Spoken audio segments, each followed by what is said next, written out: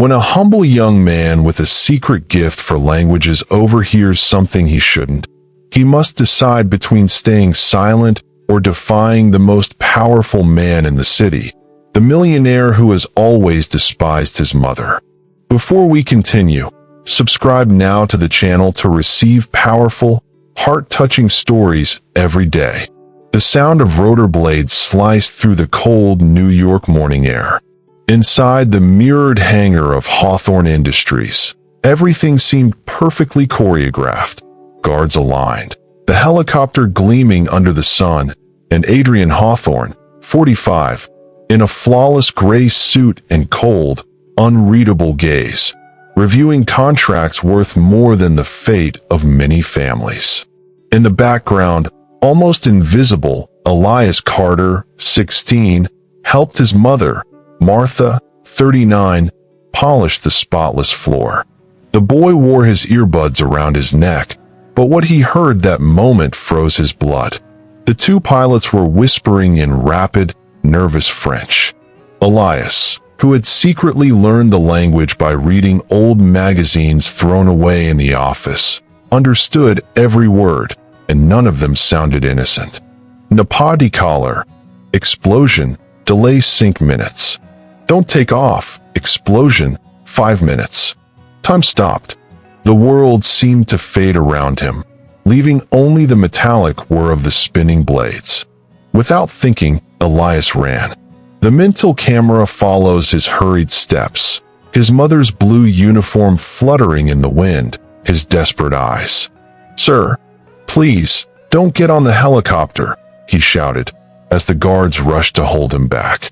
Adrian turned, irritated, not understanding where that voice had come from. The silence that followed lasted only a second, but it was enough to change everything. Elias was still gasping for breath when one of the guards grabbed him. "Kid, have you lost your mind?" the man yelled, shoving him backward. The helicopter roared louder, the hot wind from the blades stirring up clouds of dust. Adrian Hawthorne watched with visible impatience, adjusting his luxury watch, the look of a man who had no time to waste. "What's going on here?" he demanded. Elias tried to speak, his voice shaking. "Sir, the pilot, he said not to take off, that it's going to explode in 5 minutes." The words came out trembling but certain. The mocking laughter of the men in suits echoed through the hangar, a sound that sliced the boy's hope in half. Adrian took a step forward, frowning. "So you speak French now, boy?" he said with icy sarcasm. Elias simply nodded, his eyes welling with tears. "I read your office books. I taught myself." The billionaire sighed, exasperated. "You hear that, Martin? The maid's son is bilingual." The head of security, a thick-built man with a hard expression, smirked. "Kid, you should worry about the floor, not the sky." The laughter returned, but Elias didn't back down.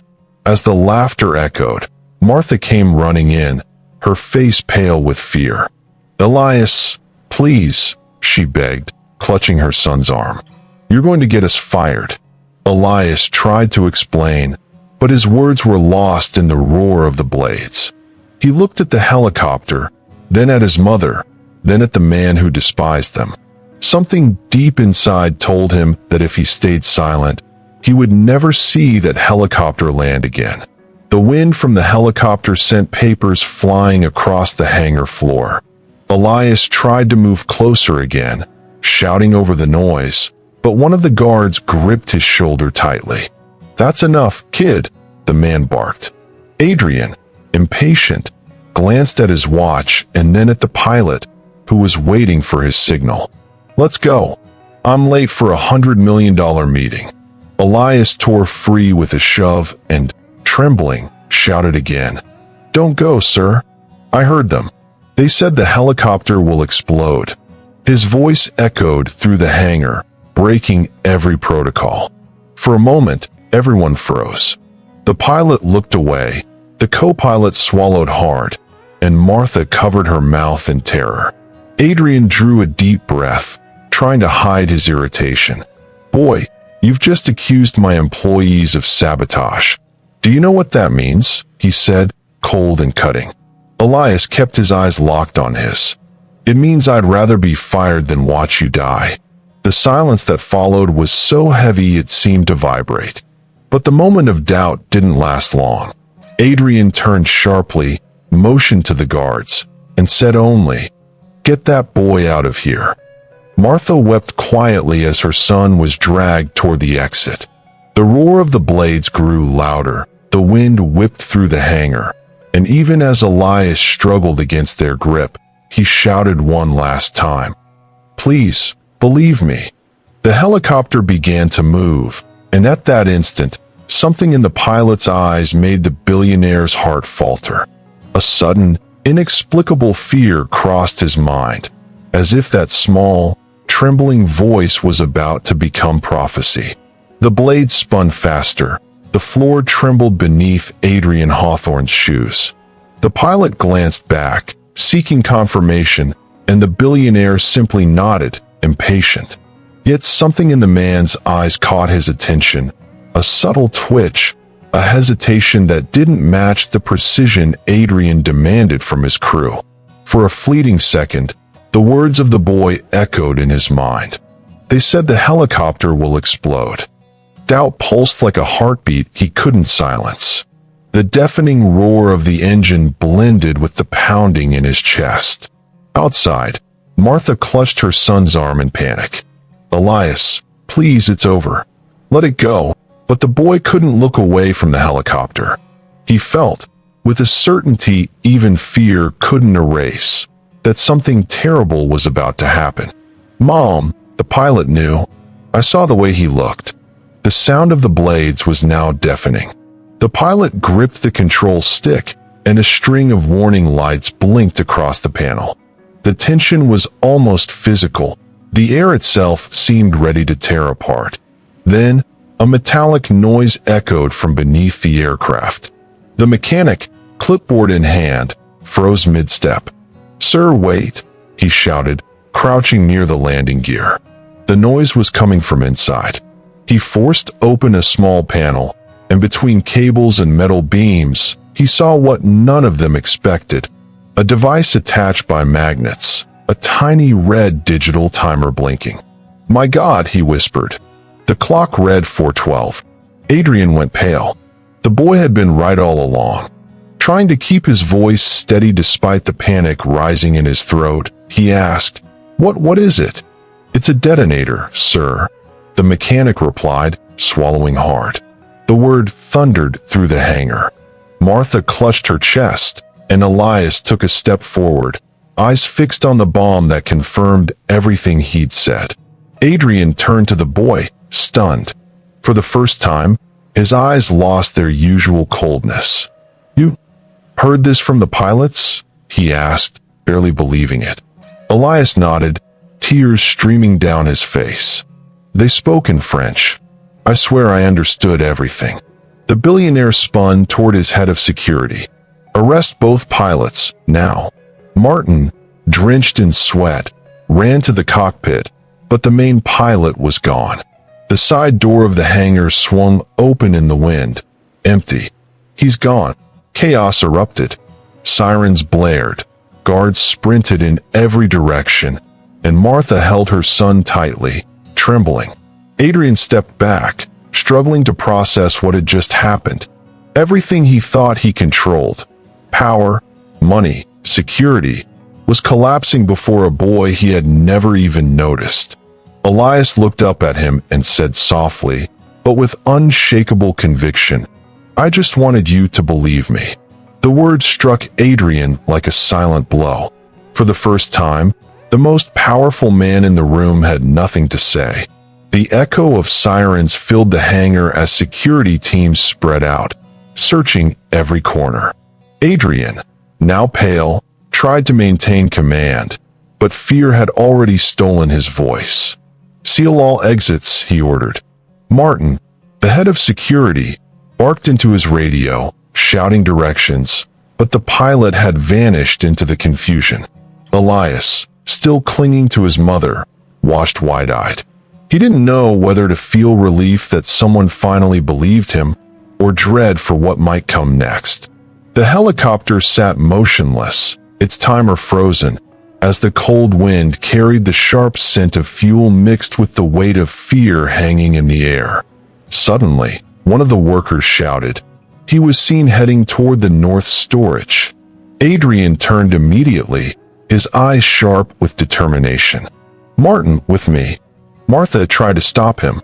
"Sir, please, it's dangerous." But he didn't respond. The man who had always commanded from a distance now walked straight into danger himself, as if he needed to confront the ghost of his own arrogance. Elias, restless, wanted to follow, but his mother held him back.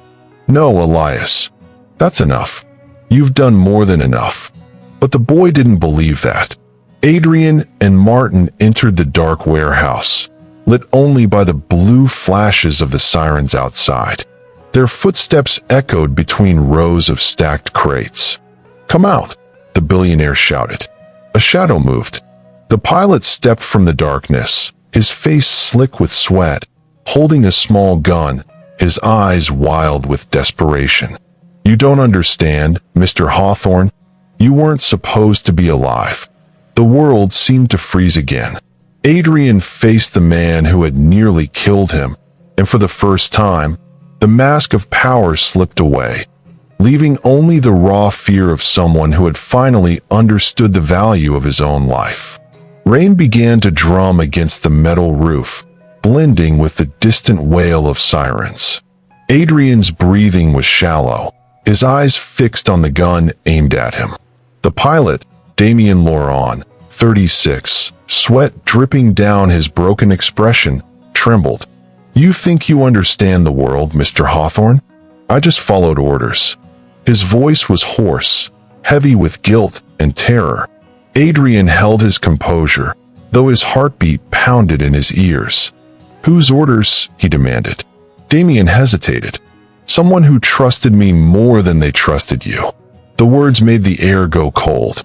Martin moved closer, weapon drawn. "Put it down, Damien. It doesn't have to end like this." The pilot stepped back, gasping. "You don't get it. He was going to kill me anyway. I just made it happen first." Adrian, trying to buy time, took a slow step backward. "Who told you to do this? Tell me, and I can help you." Damien's hand shook harder. Outside, footsteps echoed, guards closing in. "It's too late," the pilot whispered, shutting his eyes as if saying goodbye to his own fate. Before anything could happen, a voice cut through the air. "Dad, look out!" Elias had run into the warehouse, his mother close behind. Martha screamed for him to stop, panic in her voice. The pilot, startled, turned his head for a single instant, just long enough for Martin to act. A single gunshot cracked. Damien dropped to his knees, the weapon sliding across the floor. The silence that followed was brutal. Elias looked at Adrian, his face pale and stunned. "I couldn't leave you alone."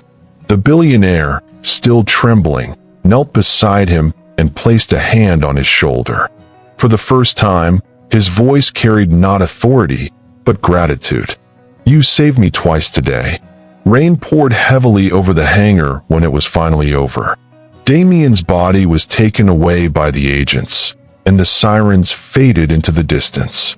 Adrian stood motionless, staring at the helicopter that had almost become his tomb. The now-still blades reflected his distorted image, a man who once believed he controlled fate, but was alive only because of a boy he had never truly seen. Elias sat a few steps away, wrapped in a blanket, shaking more from shock than from the cold. Martha held him tightly, tears in her eyes, uncertain whether to thank heaven or fear what would come next. Adrian approached slowly. Each step echoed on the wet concrete, heavy with regret. "I should have listened to you earlier," he said softly, his voice nearly breaking. Elias lifted his gaze, surprised. "No one believes the ones who clean the floors, sir. But I heard them, and I knew it was true." The silence that followed hurt more than any accusation.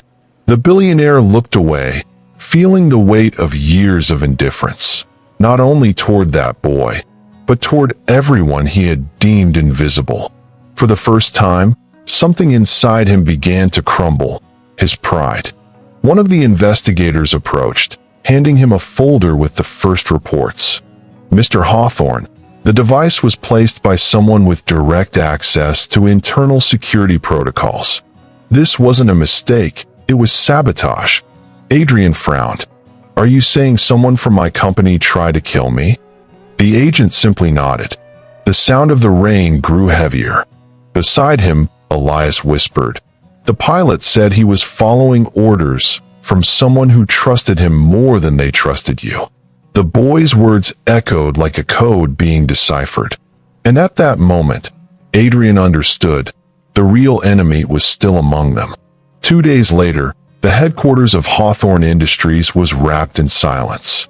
The glass walls reflected the gray sky and the weight of scandal. Adrian Hawthorne walked between empty desks, his face weary but his eyes resolute.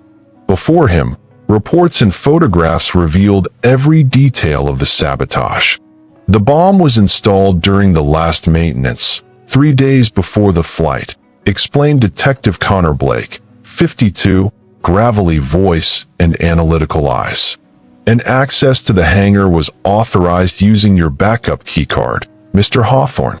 The revelation made his blood run cold. "My keycard," Adrian repeated, incredulous. Connor nodded. "And the system shows the authorization came directly from your office." The billionaire leaned against the desk, trying to process it. Someone inside his company had betrayed him, someone with direct access to his personal codes. He ran a hand through his hair, feeling anger mixed with fear. "Only 3 people had my backup keycard," he muttered. "Me, my assistant," and his voice faltered. "And my partner." Outside, the distant rumble of thunder made the glass vibrate. Meanwhile, Elias and Martha watched the news from the small living room of their modest home. Adrian's face filled the screen, accompanied by headlines about the attempted assassination. "They're saying he faked the whole thing," Martha said anxiously. Elias frowned. "It wasn't him, Mom." "I know it wasn't." The boy grabbed his old cell phone and began typing, recalling something the pilot had said before dying. "He trusted me more than he trusted you." Elias realized that clue hadn't been fully understood yet, and maybe only he could decipher it. As the news kept repeating Adrian Hawthorne's name as a suspect, Elias couldn't accept it. He remembered the pilot's words, the fear in his eyes, and the hesitation before he pulled the trigger. Something didn't add up. Sitting at the small kitchen table, the boy opened the translation app and began typing every French phrase he could recall, searching for meaning. When he entered, "Il a fait confiance à celui qui signe les contrats," the translation appeared. He trusted the one who signs the contracts. Elias's heart pounded. It wasn't just a phrase, it was a clue. Without hesitation, he grabbed his backpack and ran, leaving his worried mother behind. "Elias, where are you going?" Martha shouted, but he had already turned the corner. The boy knew no one at the police would listen, but maybe Adrian would, this time. The sound of honking cars and hurried footsteps echoed through the city as he raced across streets and intersections, determined. The mirrored tower of Hawthorne Industries rose ahead, both magnificent and menacing. Elias climbed the service stairs, his heart beating in sync with the light rain that began to fall. Adrian was in his office when the door burst open. "You again?" he said, startled.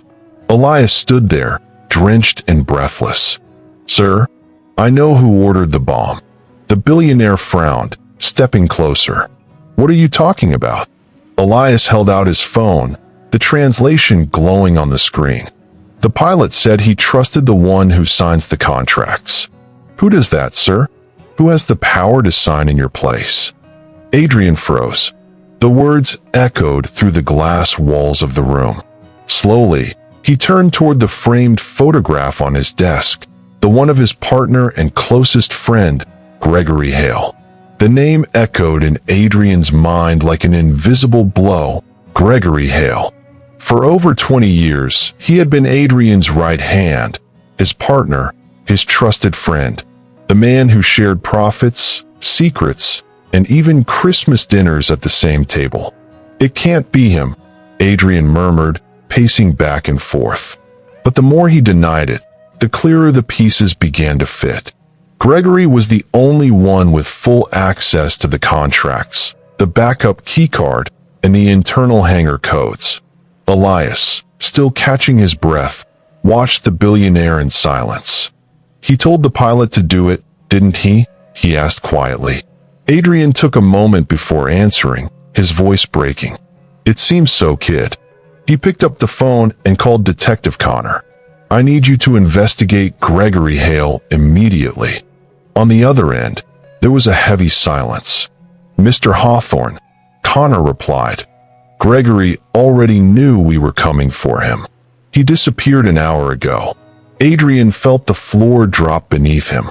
The rain outside intensified, pounding against the glass as if the sky itself mirrored the storm raging inside him. Elias stepped forward. "If he ran, it's because he knows you found out." The billionaire nodded, but the arrogance in his eyes was gone, replaced by a new kind of fear. "Kid," he said softly, "you saved my life, and now you're saving my truth." Elias lowered his gaze, shyly. "I just wanted you to believe that people like us can see what others pretend not to." Adrian fell silent, the weight of those words pressing deep. At that moment, he realized that the greatest mistake of his life wasn't trusting Gregory. It was ignoring those who had always been right beside him. Night fell over New York, sirens echoing through the rain-slicked streets. At the top of Hawthorne Industries, Adrian stood by the window, staring at the city lights distorted by the storm. Connor Blake spoke on the phone, issuing rapid orders to the search teams. Gregory Hale was spotted heading toward the docks. He tried to withdraw money from an offshore account under a shell company. Adrian clenched his fist. "So it's true. He planned everything." His voice was a low whisper of rage and disappointment. Elias, sitting on the sofa, watched him with a mix of empathy and fear. "Why would someone do this, sir?" the boy asked. Adrian took a slow breath. "Greed, Elias. And maybe something worse. Envy." He walked toward the table where the contract that had nearly cost his life still lay open. "Gregory always wanted control. I thought it was loyalty. It was ambition." Silence filled the room. Elias glanced at the portrait on the wall, then back at the billionaire. "My mom says the worst kind of blindness is pride. When you think you can see everything, that's when you're most blind." Adrian stared at him for a long moment, struck by the boy's insight. "Your mother is a wise woman, Elias." Moments later, Connor received a new message. "We've detected a tracking signal. Hale boarded a private helicopter, heading toward the border." The irony made Adrian close his eyes. The same machine that had nearly taken his life was now the traitor's escape route. He turned, resolute. "Get the car ready. I'm going after him." Connor tried to stop him. "Sir, it's dangerous." But Adrian's reply was firm. "Letting the truth get away is even more dangerous." Elias stood. "I'm coming with you." Adrian hesitated for a second, then nodded. "Then buckle up, kid. Seems like you're the helicopter expert now." Gregory Hale's helicopter cut through the stormy night skies over New York, slicing through heavy clouds and relentless rain. Below, another helicopter followed closely, flown by special agents, with Adrian and Elias on board. The wind howled, the rotors thundered, and the city lights flickered in the misted windows of the cabin. Adrian watched the horizon, eyes locked on the dark silhouette ahead. "He won't get away," he muttered. Elias, beside him, tightened his seatbelt and glanced down, feeling the weight of the altitude and of the courage that had brought him there. The boy in a simple uniform, now shared the same air as the man who once refused to even look his way. The radio crackled. "Mr. Hawthorne, we're closing in on the target. Hale's helicopter is descending toward an old warehouse at Pier 47. Adrian nodded. "Lower us down, but keep your distance." The engine vibrated, and the world below turned into a mosaic of lights and shadows. Elias glanced at the billionaire. "Sir, if he planned all of this, maybe he still has something else set up." Adrian looked back at him, a tired half-smile on his face. "That's exactly why I brought you, kid. You seem to see things before anyone else does." Elias looked away, embarrassed, but a spark of pride flickered across his face. When Hale's helicopter touched down, Connor's team surrounded the perimeter. Adrian and Elias stepped out, cloaked by darkness. The salty wind from the harbor whipped against their faces, and tension hung in the air with every step. Suddenly, a burst of light illuminated the dock. The helicopter was preparing to take off again. Adrian ran forward, shouting, "Gregory, it's over." The side door swung open, and the traitor appeared, a mix of fear and fury twisting his face.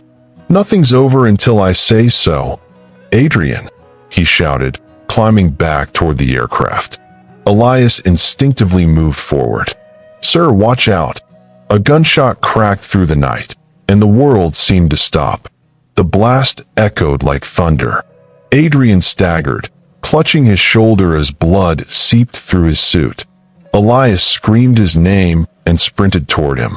From the top of the helicopter's ladder, Gregory held the gun with trembling hands, his wide eyes filled with desperation. "You destroyed everything that was mine," he roared, his voice cutting through the wind. Adrian, still standing, looked up at him with a mix of pain and disbelief. "I gave you everything I had, Gregory. The only thing I couldn't give you was character." The words hit like blades. The traitor's face twisted with rage. The helicopter began to lift off, whipping up air and debris. Connor and the agents yelled orders, but Gregory had lost all reason. "You'll never take me alive." Instinctively, Elias ran and grabbed the railing of the helicopter, trying to pull it down. "Elias, no," Adrian shouted, limping toward him. But the boy held tight, the force of the wind nearly lifting him off the ground. Gregory stared down, stunned by his courage. You're just a kid." Elias, rain and tears streaking down his face, gritted his teeth. "And still, I saw what you pretended not to see." The traitor lunged to shove him off, but Elias dodged, and that split-second imbalance proved fatal. Gregory slipped. The helicopter spun out of control, crashing violently against the dock. The explosion lit up the entire pier, sending sparks and debris raining down. Elias was thrown onto the wooden planks, his body stunned. Adrian ran to him, ignoring the pain in his shoulder, and pulled him into his arms. The roar of the flames and sirens sounded distant, fading under the weight of the moment. The boy opened his eyes slowly, his voice weak but steady. "I just wanted you to be safe." Adrian cupped his face with trembling hands. "You did more than that, Elias. You made me see." Dawn broke timidly over the ruined pier. The ashes from the explosion still floated through the air like fragments of a nightmare refusing to fade. Adrian, his arm bandaged and face streaked with soot, sat beside Elias, who was sleeping on a stretcher inside the ambulance. The boy's breathing was calm, the strands of hair stuck to his forehead, his peaceful face a sharp contrast to the chaos around him. Martha, her eyes swollen, gently stroked her son's hand. "He saved you again," she whispered. Adrian looked at her, his voice rough. "No, he saved something much greater than that. He saved what was left of me." Detective Connor approached, handing him a folder with the final reports. "Gregory Hale has been declared dead. The files show he'd been embezzling company funds for over 5 years. Adrian nodded, though his gaze was distant. And still, I never saw it, he murmured. Connor placed a hand on his shoulder. Some men are blind because they choose not to see, sir. Others only learn when someone turns on the light. The billionaire looked at Elias, understanding exactly what the detective meant. That boy, who had come from nothing, had been the spark that lit up his own darkness. Hours later, at the hospital, Elias woke up. Sunlight streamed through the window, filling the room with golden tones. Adrian was there, sitting by the bed. "Sir," the boy whispered. Adrian smiled, eyes glistening. "I owe you my life, Elias, and I want to repay that debt in the only way that makes sense." He pulled an envelope from his pocket and placed it on the table. "A full scholarship to any school you choose. You have a gift, and the world needs to hear it." Elias blinked, astonished. "But I'm just the maid's son." Adrian shook his head gently. "No, Elias. You're the boy who taught a millionaire how to listen." A few weeks later, the hangar at Hawthorne Industries was reopened. The new helicopter, gleaming under the golden evening light, bore a name painted in silver letters along its side: Elias 1. Around it, journalists and employees watched the ceremony in respectful silence. Adrian, now in a navy blue suit and a calm, steady gaze, stepped onto the small stage beside the aircraft. "This helicopter doesn't just carry the name of the one who saved me," he said, his voice thick with emotion. "It carries the reminder that the value of a life isn't measured by title, wealth, or name, but by the courage to do what's right, even when no one believes in you." The applause began softly, then spread, filled with genuine emotion. Elias stood beside his mother, smiling modestly. The boy wore his new school uniform, an ID badge hanging from his neck, his eyes shining as if they reflected the future itself. Martha wiped her tears, her face glowing with pride. Adrian walked over and placed a hand on the boy's shoulder. "You taught me that words can save lives. Keep speaking, Elias. The world needs to hear you." The young boy smiled and replied humbly, "And you taught me that even those who make mistakes can change, if they learn to listen." If this story touched your heart, subscribe now to the channel, leave a like, and share this video so more people can discover that even the smallest act of courage can change the world. Write in the comments, "I believe in the power of courage." Together, let's spread stories that transform lives, stories that prove hope can rise from the most unexpected voices. Thank you so much for your support.